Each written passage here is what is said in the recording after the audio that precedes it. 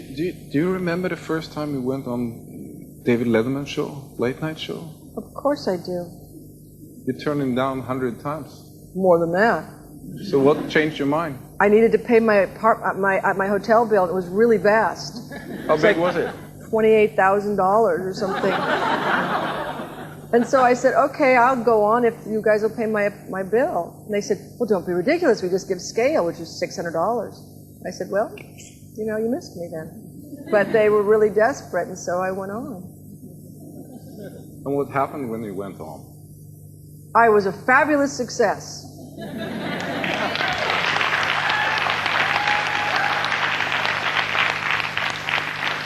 No, you know what happened was that I know where you're aiming this conversation, but the truth was I had no intention of really saying what came out of my mouth.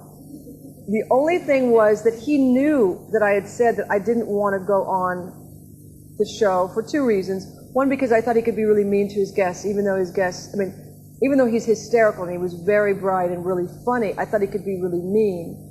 And so I told the producer that I thought, that he was an asshole. That he was an asshole, yeah. So when he asked me why, he was looking at me knowing that we both knew, and he was going to just watch me squirm my way out of it, you know? And I started to squirm, truthfully. And I said, as I was saying it and trying to think of what I was going to say, I said, well, because I thought you were,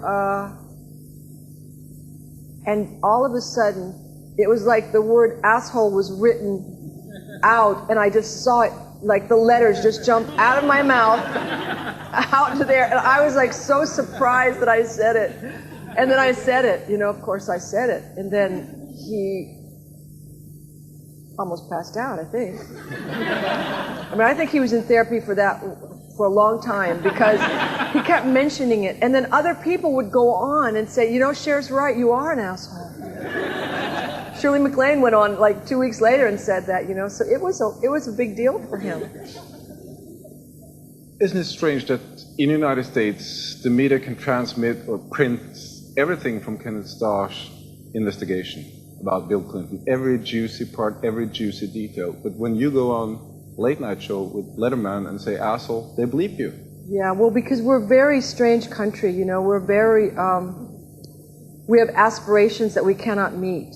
You know, we have high ideals about things, and yet, you know, we believe in marriage, but we have the highest divorce rate. You know, we're just such a dichotomy. We're like, America is like the bad teenager. You know, we've got too many hormones going a lot of the time.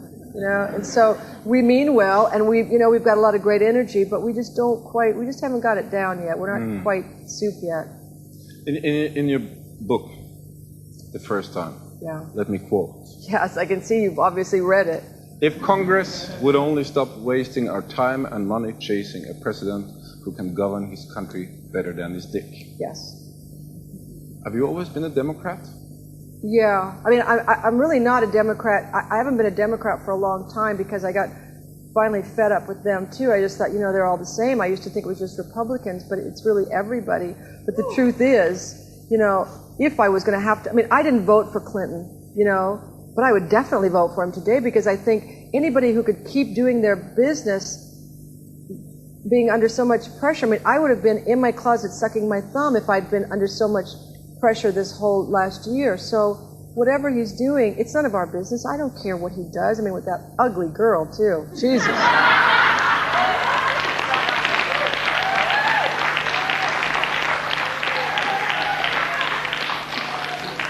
But, I mean, the only thing I really am upset with him for, I might not think of voting for him, is because his taste is so unbelievably bad, you know? We have to be a little bit frightened about that.